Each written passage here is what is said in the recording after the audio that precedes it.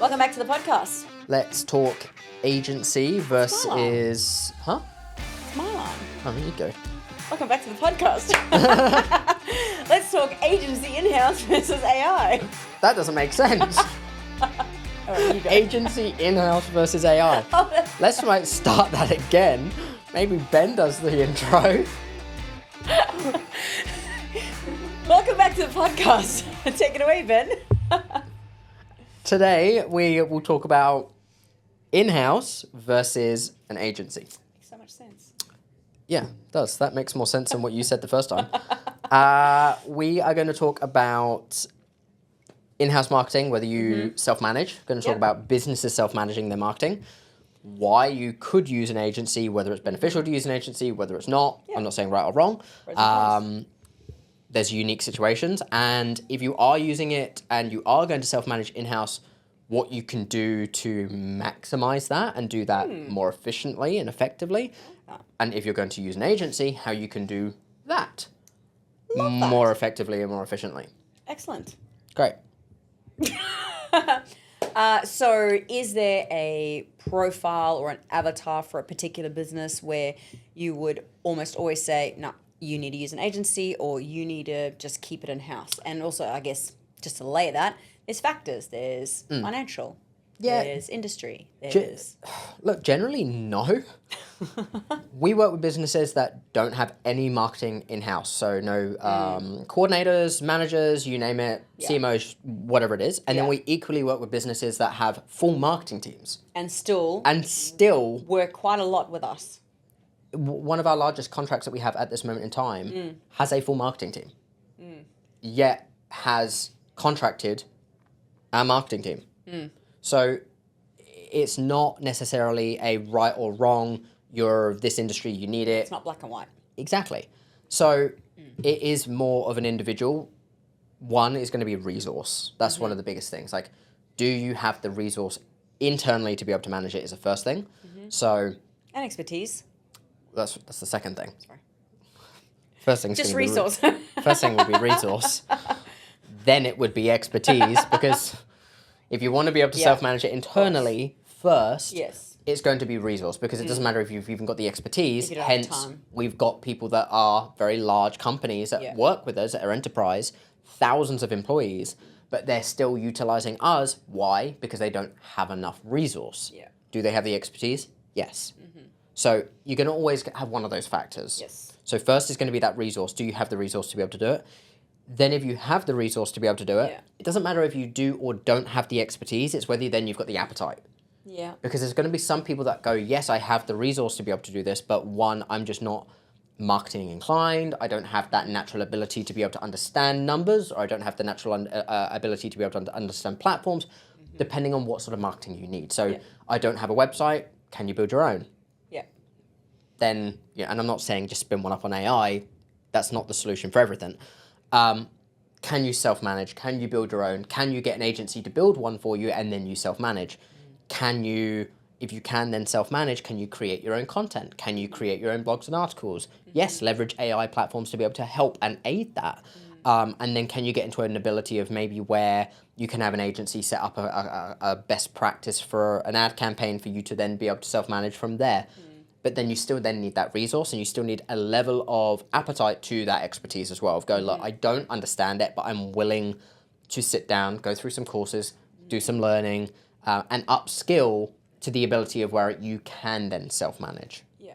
My job in the agency, as you may or may not know, is very lead-facing, inquiry-facing, building relationships with our clients, bringing them on board and passing them on to our marketing teams.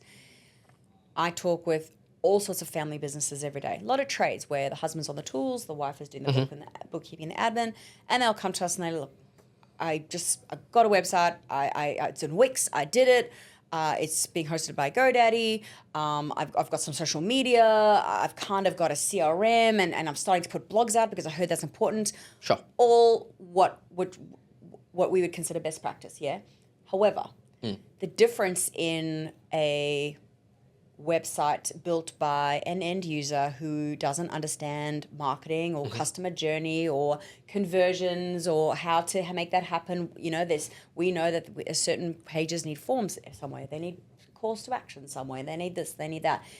Has a very, very, very different outcome to a website built with understanding. Yeah. A blog just spun up because they know that they talk every day to their clients, their plumbing customers who have these questions.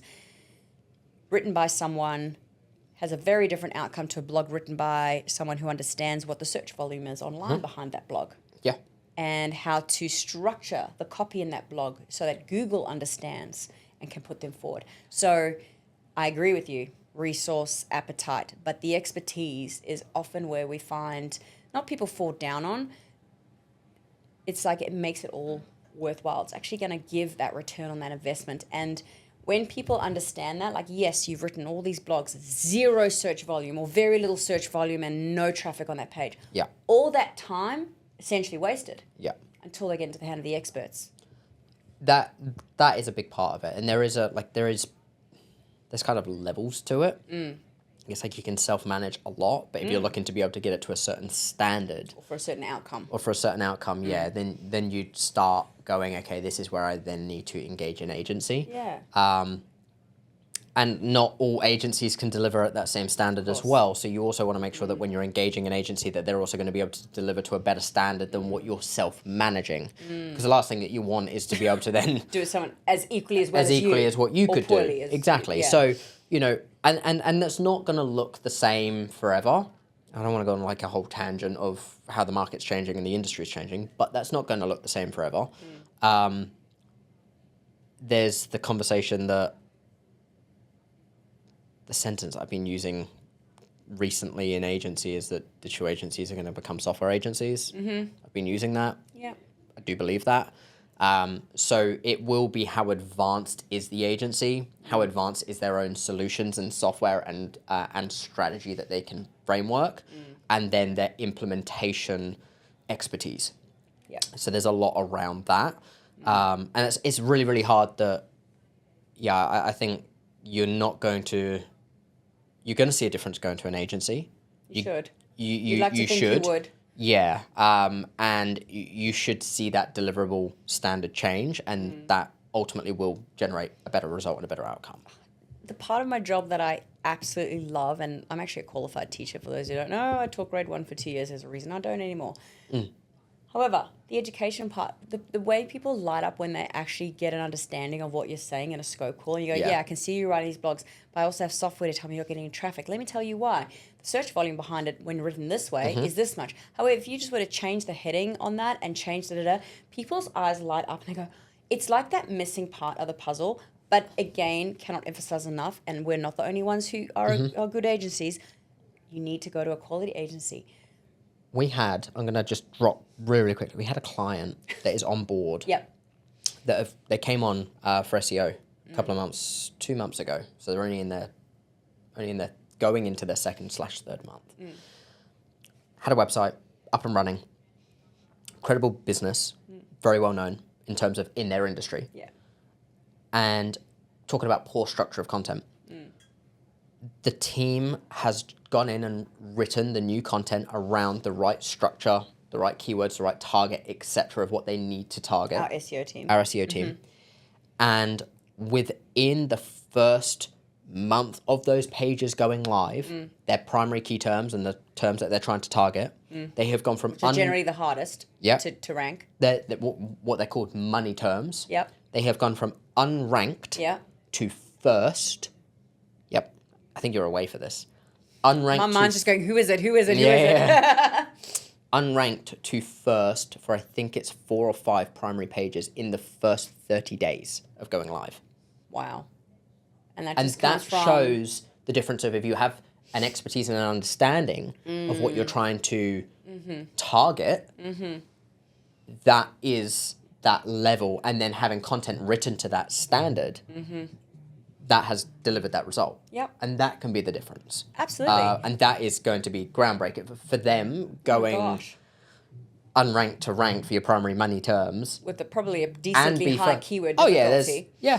But this is a credible this is a credible business. Like It's they've just been not around for a while, they've just yeah, not yeah. ever really had the right expertise investing into SEO for it. It's gonna be an absolute case study. It's amazing. But Awesome. anyway, We talked in another podcast about the cost of AR versus the cost of not leveraging AR in a smart way. And this is akin to that, going the cost to your business of not working with an agency who know what they're doing.